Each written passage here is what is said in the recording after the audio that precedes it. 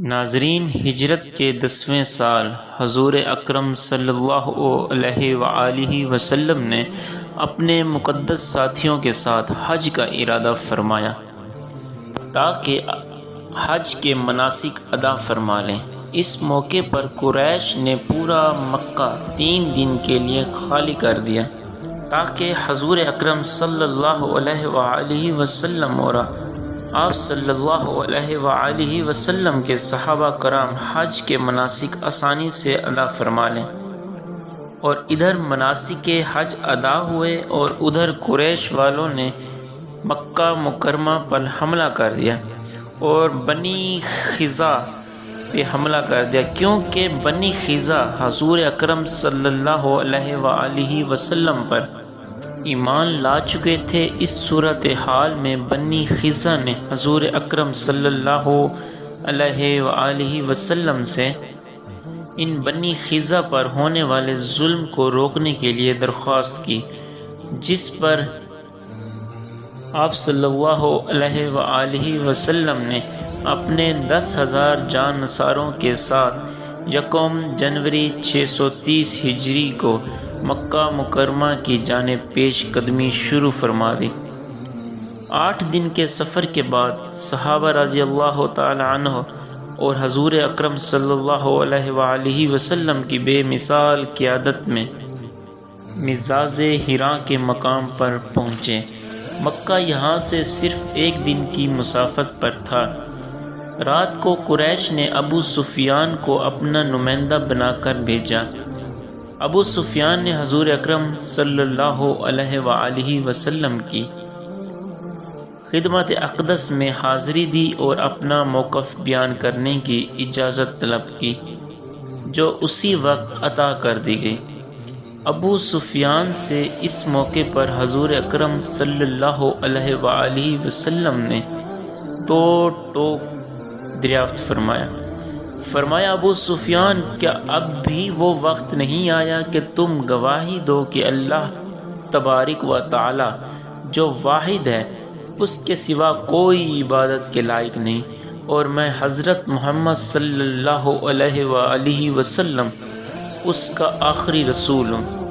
تھوڑی تکرار کے بعد ابو سفیان نے بالآخر یہ تسلیم کر لیا کہ حضرت محمد صلی اللہ علیہ وآلہ وسلم آئین حق پر ہے، اور آپ صلی اللہ علیہ وآلہ وسلم پر ایمان لانے کا اعلان کر دیا۔ اس کے بعد حضرت ابو سفیان واپس مکہ تشریف لے گئے تاکہ آپ صلی اللہ علیہ وآلہ وسلم کی تشریف آوری پر آپ صلی اللہ علیہ وآلہ وسلم کے شایان شان تیاریاں کروا سکے۔ بعض مخصوص قبائل کی برائے نام مخالفت کے باوجود جن کے ہاتھوں کئی مسلمان بھی شہید کیے جا چکے تھے، جب نبی کریم صلی اللہ علیہ وآلہ وسلم نے اپنے صحابہ کرام رضوان اللہ تعالیٰ علیہ اجمعین کے ساتھ مکہ مکرمہ میں ایک بار پھر جلوہ افروز ہوئے، تو آپ اور آپ کے ساتھیوں کی کوئی مزاحمت نہیں ہوئی۔ یہ وہی شہر تھا جس کے باشندوں نے آپ کو اور آپ کے مقدس ساتھیوں پر زمین تنگ کر دی تھی، یہاں تک کہ آپ کو اور آپ کے ساتھیوں کو مکہ سے ہجرت کرنی پڑی۔ پچھلی بار تو انہیں مکہ مکرمہ میں داخل تک نہیں ہونے دیا گیا تھا، حالانکہ یہ سب معزز ترین مہمان جنگ کرنے نہیں، حج کرنے آئے تھے۔ آج اسی شہر مکہ کے باشندے آپ صلی اللہ علیہ وآلہ وسلم اور آپ صلی اللہ علیہ وآلہ وسلم کے ساتھیوں کے رحم و کرم پر تھے۔ تمام پرانے دشمن آج حضور اکرم صلی اللہ علیہ وآلہ وسلم کے قدموں پر پڑے ہوئے تھے، اور آپ صلی اللہ علیہ وآلہ وسلم اپنی پسندیدہ اونٹنی قصوہ پہ رونق افروز تھے۔ حضرت اسامہ بن زید رضی اللہ تعالی عنہ آپ صلی اللہ علیہ وآلہ وسلم کے پیچھے سوار تھے، اور آپ سورہ فتح کی تلاوت فرما رہے تھے، جو عین موقع پر اسی مناسبت کے لحاظ سے نازل فرمائی گئی تھی۔ اور فتح مکہ خود صورت فتح کی عملی تفسیر تھی، القرآن۔ اور بے شک اے محمد صلی اللہ علیہ وآلہ وسلم، ہم نے آپ کو کھلی فتح سے نوازا ہے۔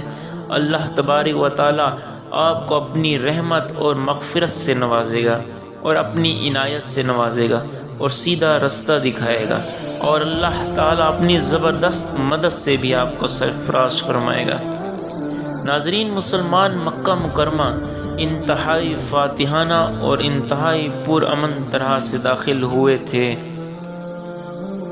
نہ کسی کا گھر لوٹا گیا، نہ عورتوں اور بچوں کو کوئی تکلیف ہوئی۔ آخر پیغمبر دو عالم صلی اللہ علیہ وآلہ وسلم جلوہ افروز ہو رہے تھے۔ آپ صلی اللہ علیہ وآلہ وسلم نے باشندگان مکہ کے لیے عام معافی کا اعلان فرما دیا۔ صرف 4 ایسے بد نصیب تھے جن کو اس عظیم فتح کے موقع پر بھی معافی نہیں دی گئی تھی، اور وہ اس کے مستحق تھے بھی نہیں، اور حضور اکرم صلی اللہ علیہ وآلہ وسلم نے اس موقع پر تمام بتوں سے کعبۃ اللہ کو پاک فرما دیا جو اللہ کی عبادت کے لیے تعمیر کیا گیا تھا۔ اب وہاں 360 بت تھے۔ اللہ کے نبی نے تمام بت ختم کر کے ایک بار پھر صرف ایک معبود حقیقی کی عبادت کا مرکز بنا دیا، جو اب قیامت تک انشاءاللہ اس کے لیے مرکز عبادت رہے گا۔ حضور اکرم صلی اللہ علیہ وآلہ وسلم نے بذات خود لکڑی کے کبوتر اس بت کو توڑ پھینکا جس کو کعبہ کی چھت سے لٹکایا گیا تھا، بلکہ اس کی بھی پوجا کی جاتی تھی۔ کعبہ سے ان تمام بتوں کو نکال کر بحر کرنے کے دوران آپ صلی اللہ علیہ وآلہ وسلم اللہ پاک کی وحدانیت اور بڑائی مسلسل بیان فرما رہے تھے۔ اللہ سب سے بڑا ہے، اللہ سب سے بڑا ہے، حق آ گیا، باطل بھاگ گیا، بے شک باقی صرف اللہ کا نام رہے گا۔ اسی طرح بت پرستوں سے اچھی طرح دیکھا کہ ان کے اپنے بت خود اپنی حفاظت نہیں کر سکتے تھے جن کی وہ عبادت کرتے تھے۔ اسی طرح حضور اکرم صلی اللہ علیہ وآلہ وسلم نے بت پرستی کی تمام شکلوں کو اپنے قدموں کے تلے روند ڈالا۔ اس کے بعد آپ نے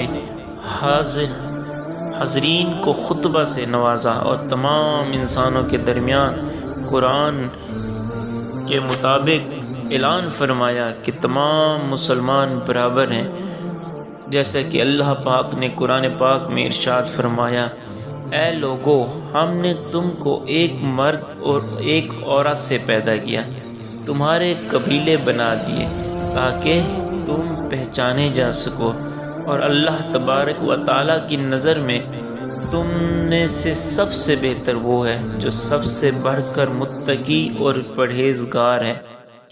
متقی سے مراد وہ تمام اہل ایمان ہیں جو صراط مستقیم پر چلنے والے اور اللہ سے ڈرنے والے ہیں، اور ایسی تمام باتوں سے بچنے والے ہیں جن سے اللہ تبارک و تعالیٰ نے منع فرمایا ہے۔